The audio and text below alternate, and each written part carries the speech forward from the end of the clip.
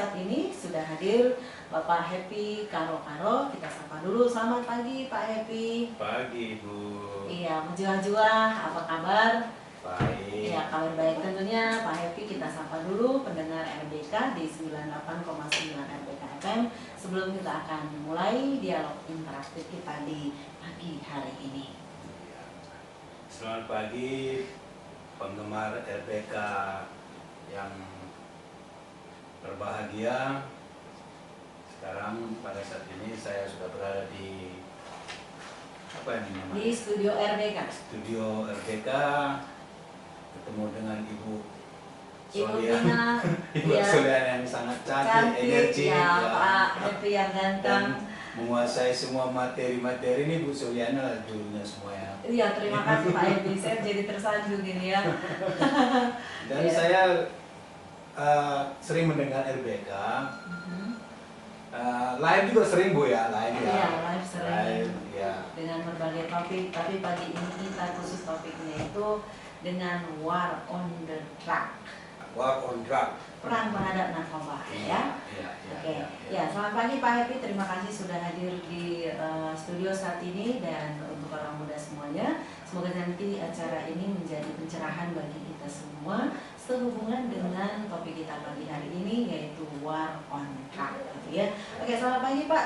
Kita langsung saja terkait dengan tagline BNN di tahun 2021 ya. Ini adalah War on Drug ya. Apa kira-kira maksud yang ingin disampaikan BNN kepada masyarakat dengan War on Drug? Betul sekali Bu. Kebetulan Kepala BNN Republik Indonesia yang baru dijabat Komjen ya, Komjen seorang polisi berpangkat Komisaris Jenderal. Kita tahu bahwa kebijakan beliau menggelontorkan war on drug. Artinya kebijakan beliau mengajak masyarakat, pemerintah dan semua elemen masyarakat bersama-sama memerangi narkoba. Ya, karena narkoba ini hampir sama dengan pandemi juga ya. Iya, perang. Ya. Harus diperangi memang. Kalau pandemi kan kumannya nggak kelihatan. Kalau narkobanya Kelihatan memang. ya, perang terhadap narkoba. Tapi karena saking banyaknya, baru-baru ini kita lihat BNN bekerja sama dengan Bakamla ya, menemukan sekian ratus ton sabu di perairan selat Malaka ya. Itu kan ancaman sangat berbahaya kalau seandainya itu lepas, tidak ketangkap sama Bakamla dengan BNN. Coba ya kan 340 berapa ton itu, berapa masyarakat Indonesia yang akan tumbang ya, kalau itu tidak bisa diamankan. Nah, masih memang peredaran gelap narkoba terkhusus di Indonesia memang, karena ini sasaran paling empuk nomor 3 kalau nggak salah. Indonesia ini sasaran nomor 4 bagi peredaran gelap narkoba. Mafia narkoba ini melihat masyarakat ini harus kuat gitu, harus kuat. Makanya Pak Presiden Jokowi itu menyampaikan harus ada perubahan mental. Itu memang betul itu. Harus memang dirubah mental kita sehingga produk-produk yang datangnya dari luar yang nggak jelas seperti narkoba kan nggak ada di Indonesia ini. Semua datangnya dari luar. Yang nggak jelas itu seharusnya kita camkan, jangan langsung diterima gitu. Jangan langsung diterima oleh masyarakat. Harus dievaluasi, benar nggak, ada nggak kegunaannya. Kalau memang itu semua menghancurkan rakyat, apalagi pemuda kita, kalau itu terkontaminasi, waduh, masa depan kita bisa bahaya ini. Itu saya kira Bu Soliana ya. Iya, lantas bagaimana kondisi kejahatan narkoba di Tanah Karo saat ini Pak? Nah ini, saya udah 3,5 tahun di Karo. Kembali dari penjelasan pertama saya tadi, memang kualitas ya, kualitas kehidupan masyarakat Karo, sumber daya manusianya itu memang harus yang utama, memang harus kita tingkatkan, sehingga nggak perlu kita mencoba atau memakai narkoba merasakan bagaimana rasanya ataupun apa manfaat kegunaannya. Cukup dari artikel-artikel bahaya narkoba aja seharusnya tak usah lagi mencoba. Ini kadang-kadang kan dipengaruhi teman, dipengaruhi lingkungan, terus cara mendapatkannya gampang, sehingga orang yang mempunyai sumber daya manusia yang dikatakanlah tidak mumpuni itu gampang terpengaruh, sehingga yang awalnya coba-coba atau diajak begitu dibeli gratis dulu 3 kali 4 kali, setelah 5 kali kan nyari sendiri dia. Nah itu yang bahayanya memang pecandu narkoba itu, makanya memang harus kita sama-sama ya Bu ya. Terus pada saat ini memang begitu gencar ya, BNN, Polres itu gencar memang. Hampir tiap hari ya kita ada amankan, itu kan sangat-sangat ini. Terus cara mendapatkan narkoba ini mungkin sampai ke desa-desa udah ada ya. Jejaringnya. Iya, udah ada pemakainya. Jadi memang perlu kita sama-sama elemen masyarakat, ya tokoh agama, tokoh adat, sama-sama lah bersatu padu untuk peduli terhadap narkoba di Karo ini. Baik, lalu bagaimana kinerja BNN Karo sampai sejauh ini dalam upaya pencegahan dan pemberantasan penyalahgunaan narkoba tersebut? Betul Bu. Ini betul. Menyangkut kinerja ya. Iya betul sekali. BNN Karo kan memang sumber daya manusianya sudah mumpuni, artinya pengalaman kerja memang sudah ada, stafnya pun cukup. Memang kalau dilihat dari segi anggaran kita memang jauh. Kita hanya sedikit lah untuk bergerak, artinya pemberantasan. Namun hal-hal keterbatasan ini jangan membuat kita tidak bekerja optimal. Ya, kita tetap bekerja optimal. Sering saya sampaikan kepada staf bahwa kita ini mencari pahala loh. Kita ini bekerja harus ikhlas, memang kadang nggak sesuai. Kalau swasta mungkin 100.000 gajinya, tapi di BNN ini mungkin nggak nyampe gitu. Tapi harus ikhlas karena ini menyelamatkan jiwa manusia ya. Makanya harus bekerja di BNN ini harus ikhlas walaupun kesejahteraan itu tidak terpenuhi, tapi harus ikhlas. Sehingga teman-teman yang ada tergabung di dalam staf BNN seperti di pencegahan, ini walaupun tidak didukung anggaran tetap jalan.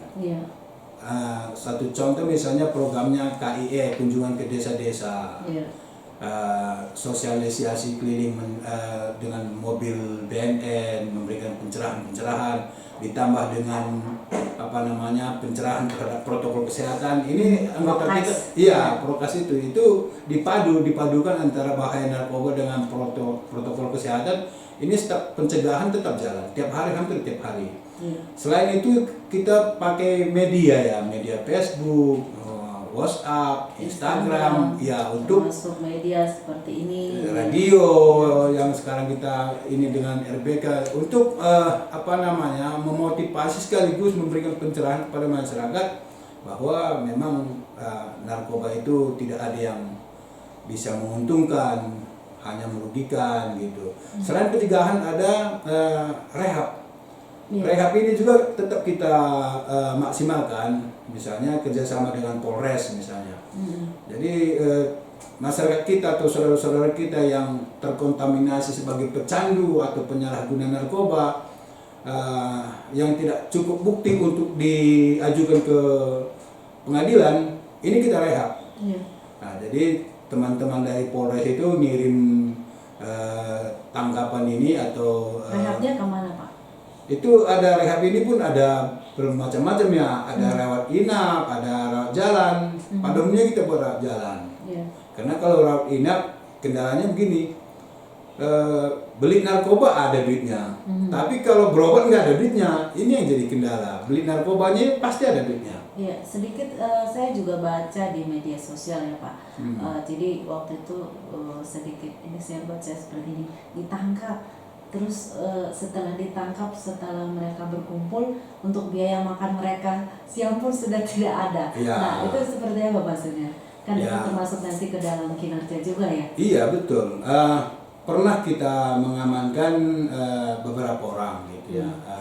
Itu tadi karena beli narkoba dia ada duitnya. Iya. Tapi kalau kita arahkan untuk rehabilitasi atau pengobatan ini nggak ada duitnya. Sehingga rehab ini tidak bisa berjalan dengan mulus. Artinya semampu kita, BNN semampunya. Kalau memang nggak ada anggaran ya dibuat rawat jalan. Rawat jalan itu pun Rawat jalan itu seperti apa? dia diwajibkan 2 kali seminggu hadir ke BNN. Nanti tim dokter kita, tim medis kita memberikan obat-obatan dengan penyuntikan maupun dikonsumsi ya. Ini berupa sintetis, bisa dia fungsinya itu berupa narkoba tapi dia sintetis, bukan membuat dia candu.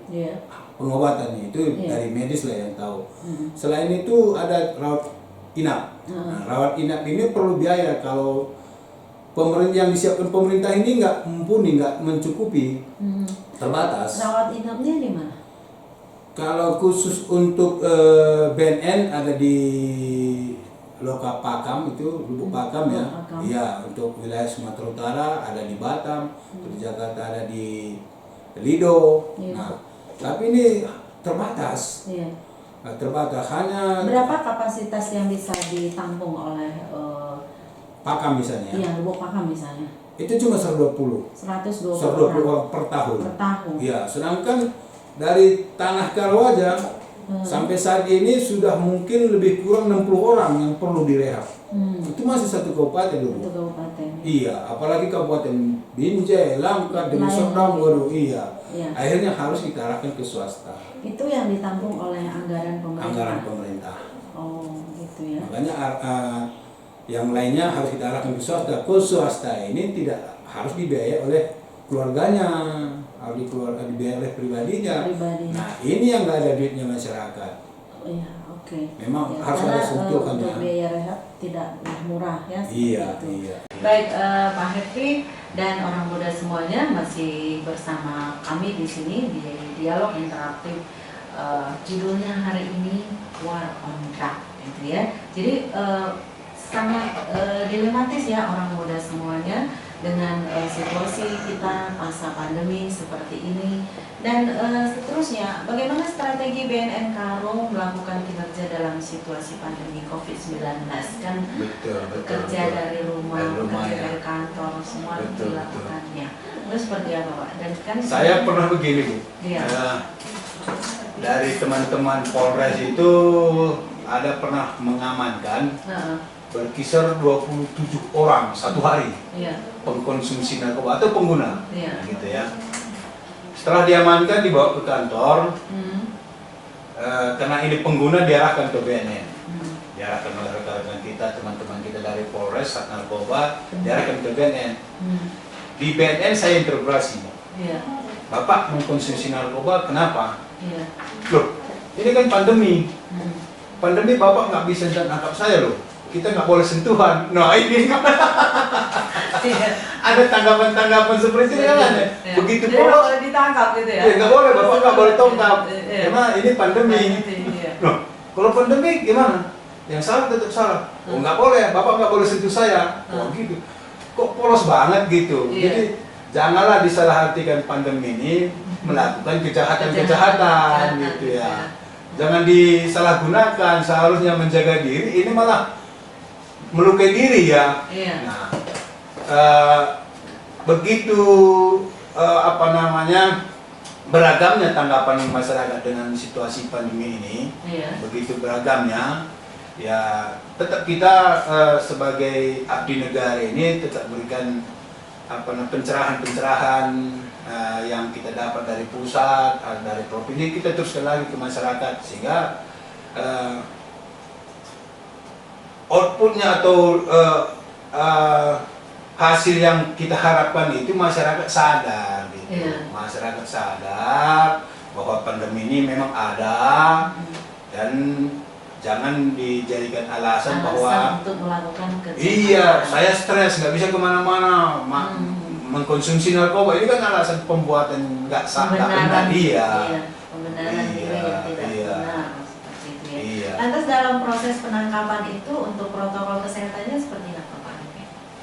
Ya, tetap kita lakukan protokol kesehatannya karena apapun itu kesehatan itu paling utama. Daripada saat penindakan itu staf kita atau staf perantas kita yang melakukan penindakan itu tetap memakai protokol kesehatan seperti memakai masker, pakai sarung tangan. Nah, kalau memang ada yang diamankan atau ada yang ditangkap, ini setelah sampai di kantor, arahan saya harus cepat cuci tangan atau mandi sekalian gitu, ganti pakaiannya tadi. Itu yang kita lakukan. Terus ada juga APD kita. Oh, ada ya? Ada, APD kita ada untuk tim rehabilitasi dan penindakan itu kita siapkan, kita beli juga APD. Oh iya. Ya memang untuk saat sekarang ini gimana ya, jangan terlalu gegabah lah. Ya karena saya dengar juga kan di Karo sendiri sudah banyak yang terpapar ataupun yang dinyatakan positif itu sudah cukup banyak ya. Dan tidak menutup peluang juga bagi pengguna itu tadi, makanya saya tadi tanyakan bagaimana protokol kesehatan dalam tindakan itu. Betul. Tetap kita ikuti protokol kesehatan karena itu yang kita kedepankan. Setelah itu baru penindakan.